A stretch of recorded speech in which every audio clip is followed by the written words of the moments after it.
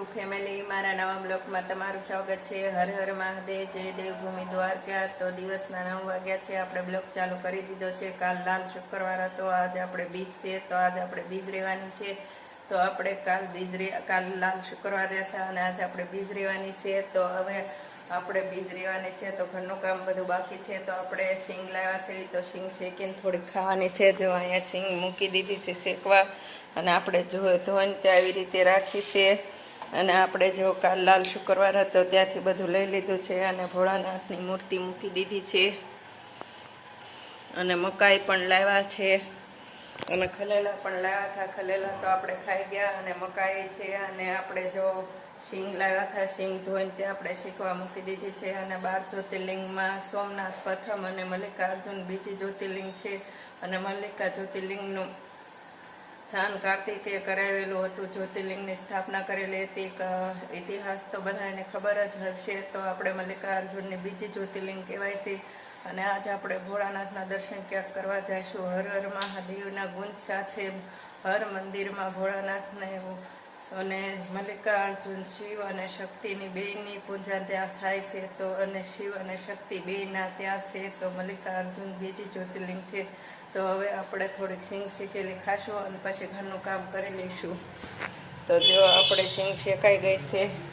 સવારમાં ઘડીક વિડીયો ચાલુ કર્યો હતો, અને બધું ઘરનું કામ કરી નાખ્યું હતું, અને આપણે બપોરનું કાંઈ જમવાનું હતું નહીં। આજ આપણે બીજ છે તે, તો આપણે જો પાછો 6 વાગે આપણે વિડીયો ચાલુ કરી દીધો છે। અને આજે આપણે જવાનું છે આપણે દશામાના દર્શન કરવા, અને કીર્તન છે, તો ત્યાં કીર્તનમાં આપણે જવાનું છે। તો મારા બ્લોગમાં બના રહેજો। આપણે જ્યાં પહેલાં રહેતા હતા ત્યાં આપણે શેરીમાં દશામાં લાવે છે, ત્યાં આપણે દશામાના દર્શન કરવા જવાના, અને કીર્તન પણ હોય છે। 5 વાગે ચાલુ થઈ જાય, પણ આપણે 5 વાગે નળ હતા, કામ હતું, એટલે આપણે જઈ નહીં ગયા, એટલે આપણે કલાક હવે ત્યાં આપણે દર્શન કરવા જઈશું। તો મારા બ્લોગમાં બના રહેજો।